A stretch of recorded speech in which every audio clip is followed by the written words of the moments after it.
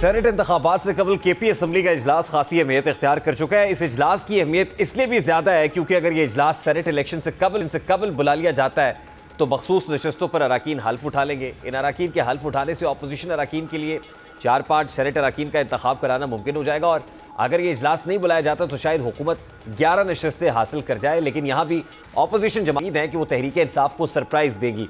Opposition इस वक्त अब केपी में अपोजिशन जमातें सेनेट इलेक्शंस के अंदर क्या सरप्राइज दे सकती हैं? अभी तो ये है कि स्पीकर अगर इजलास नहीं बुला रहे, मखसूस नशस्तों के ऊपर हल्फ नहीं होता तो पाकिस्तान तहरीक इंसाफ लाइकली 11 में से कोई 10 नशस्तें निकाल ले। लेकिन तहरीक इंसाफ को ये खदशा है अब कि अगर ये इजलास बुलाया जाता है, हल्फ उठा लेते हैं, मखसूस नशस्तों वाले अरकान भी आ जाते हैं तो 11 में से कोई 6 नशस्तें पाकिस्तान तहरीक इंसाफ हासिल कर पाएंगे। लेकिन इसके बावजूद अगर ये इजलास नहीं होता, हल्फ नहीं होता तो अपोजिशन ये कहती है कि वो फिर भी सरप्राइज़ देने की पोजीशन में है।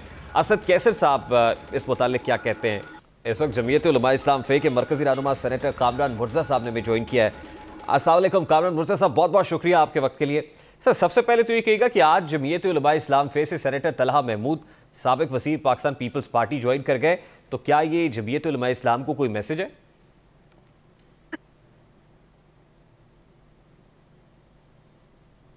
जी कामरान साहब, आप तक मेरी आवाज़ पहुंच रही है?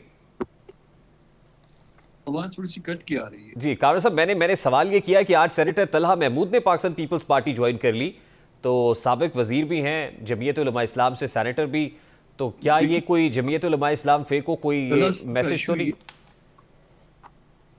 तलहा साहब का इशू ये है, हमारे लिए बहुत मोहतरम है, जाने वालों के लिए अच्छा नहीं लगता है कोई हम उनके ये कोई बात करें, मगर स्टिल जो है 3 उनको सेनेटर पार्टी ने बनाया, जमीयत पाकिस्तान उनको 3 दफा सेनेटर बनाया और अभी जो 16 महीने की जो गवर्नमेंट हमारी उसमें जो है वो मिनिस्टर थे और 2 पोर्टफोलियो थे। जब मुफ्ती हो गए तो उनका पोर्टफोलियो भी उनके पास आ गया, सैफरान भी उनके पास था। फिर जो अभी जनरल इलेक्शन गुजरे हैं उसमें उनके पास जो है चित्राल से टिकट होल्डर थे और उन्होंने इलेक्शन लड़ा, उनकी ने इलेक्शन लड़ा, उनको भी टिकट दिया गया। इसके बावजूद अगर कोई चला जाता है तो मुझे नहीं समझ आती कि क्यों छोड़ के चला जाता है जब पार्टी ने तमाम तर बेनिफिट्स दिए हैं।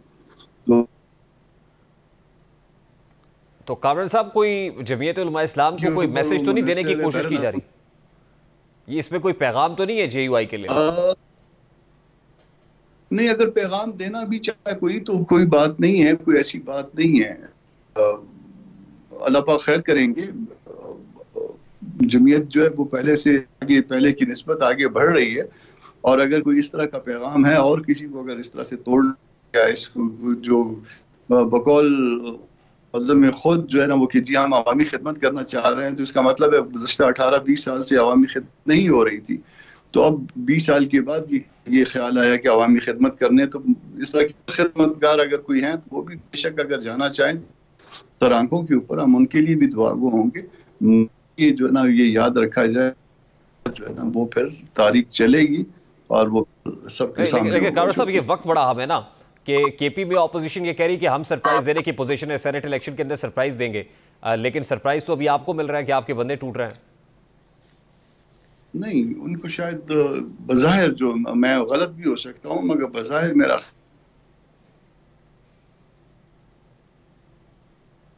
दिया जाता, तो बात यह है कि उनके पास जनरल इलेक्शन में टिकट था, उनके बेटे के पास भी टिकट था और वो इलेक्शन नहीं जीत सके। अब दूसरे भी तो साथी हैं ना, उनको भी जो है उनकी अहमियत हर चीज जो है ना वो अपनी जगह पे सर आंखों पे। फिर इस बात पे कि एक खास मुद्दत का खास वक्त उनको कोई टिकट नहीं दिया गया और उसके बाद किसी और पार्टी को ज्वाइन कर लेना, ये गैर मुनासिब बात है। अच्छा कामरान साहब, मेरा ख्याल सिग्नल स्ट्रेंथ का कोई प्रॉब्लम है, मुझे बड़ा कान लगा के आपकी बात सुननी पड़ रही है और व्यूवर्स तक भी पहुंचेगी। मेरा आपसे सवाल ये कि सर सेनेट इलेक्शंस का जो मामला है वो बहुत क्रूशल है at this point in time. अब इसमें अगर ऑपोजिशन ने सरप्राइज देना है PTI को तो क्या करना है? फिर उनके बंदे तोड़ने हैं, कोई हॉर्स ट्रेडिंग करनी है, कोई बोलियां लगनी है, ये कैसे सरप्राइज होगा?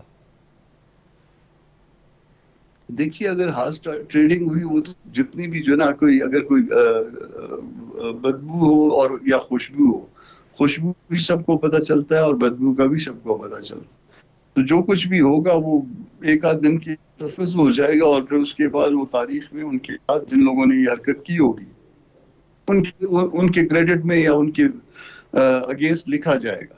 तो जो भी इस तरह की हरकत करेगा वो फिर अपने सामान का खुद जिम्मेदार है। वो मेरा ख्याल है कि लोग अवाम उसको माफ नहीं करेंगे। मैंने ये शॉर्ट प्ले किया फैसल करीम कुंडी साहब का। फैसल करीम कुंडी साहब कहते हैं कि ऑपोजिशन सरप्राइज देगी, तो आप समझते हैं कि ये बात दुरुस्त नहीं है? ये कुंडी साहब जो बात कर रहे हैं, ये हो सकता है कि इसमें जमहूरी उसूलों की खिलाफ वर्जी करके को सरप्राइज देने की बात कर रहे हो? अगर किसी ने पैसे के जोर पे या किसी ओहदों के लालच के जोर पे इस तरह का सरप्राइज, तो यकीनन हिस्ट्री में अपना नाम गलत अल्फाज में लिखवाएगा। हम कम से कम ये जो है ना वो चाहते हैं कि हम सीधे हाथ पे खड़े थे, हम राइट साइड पे खड़े थे और हमने कोई ऐसी गलत हरकत नहीं की है।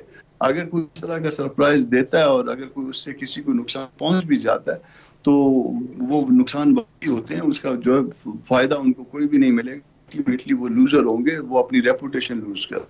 कामरान साहब, आप बड़े सीनियर कानूनदान हैं। इस वक्त एक कानूनी जंग बनी हुई है केपी के फ्रंट पे। स्पीकर साहब को गवर्नर ने लिखा और गवर्नर भी जाहिर है JUI के हिमायत याफ्ता है। JUI से स्पीकर इजलास नहीं बुला रहे हैं। मामला इस वक्त पेशावर हाई कोर्ट के अंदर है। स्पीकर से जवाब मांगा है, कल तक के लिए मोहलत दी हुई है। बीइंग सीजन्ड लॉयर, आप क्या समझते हैं, कानूनी पोजीशन क्या है?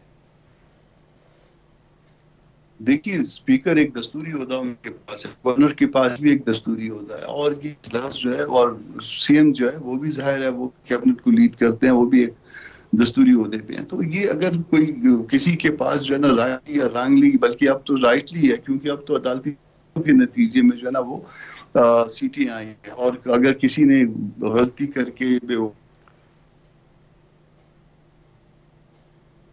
और कानून की प्रोविजंस को अगर कोई किसी कंटेस्ट में हिस्सा नहीं लिया तो अब वो ट्रेन उनसे गुजर चुकी है। जिनके पास सीटें आनी थी, जो कंटेस्ट के पास सीटें आ गई हैं, तो अब उनको ओथ दिया जाना चाहिए। और अगर वो ओथ नहीं देंगे या कोशिश करेंगे मामला को रुकवाने की, जैसे गवर्नर ने जब इजलास बुलवाया था और उसको रोका गया, तो उसमें अल्टीमेटली कोर्ट ये इजलास बुलवाने के लिए कहेगी, बुलवाना पड़ेगा, शर्मिंदगी भी होगी और उनका काम भी हो जाएगा। तो आप क्या समझते हैं कि फिर ओथ कौन लेगा? अगर स्पीकर ओथ नहीं लेते, और इजलास तो बहुत ज़रूरी कन्वीन करना, इजलास होगा तो ओथ होगा, अगर ये नहीं होता तो क्या फिर ये इन लोगों के बगैर जो मखसूस नशिस्तों पर जो आपको मिलनी है उसके बगैर सेनेट इलेक्शन हो जाएगा?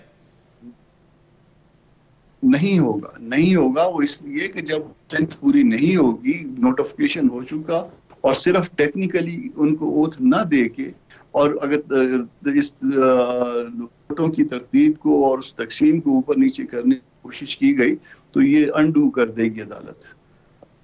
तो इसकी रेमेडी क्या है सर? फिर ऑल्टरनेट क्या है?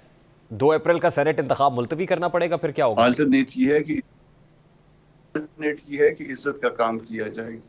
नोटिफिकेशन हो चुका जिनका, उनको वोट दिया जाए और जो है वो जमहूरी असूलों के मुताबिक किया जाए। अगर जहाँ पे आप जमहूरी असूलों को वायलेट करते हैं उसका अल्टीमेट नुकसान होता है, अल्टीमेट उस पार्टी को नुकसान पहुंचता है। वक्ती फायदे बाज़ औक़ात नजर आते हैं, मगर वो वक्ती फायदे जो है वो पार्टी को ले बैठते हैं। बहुत शुक्रिया कामरान मुर्तज़ा साहब आपके वक्त के लिए। जमीयत उलमा इस्लाम फ़े के मरकज़ी रहनुमा सेनेटर हमारे साथ मौजूद थे।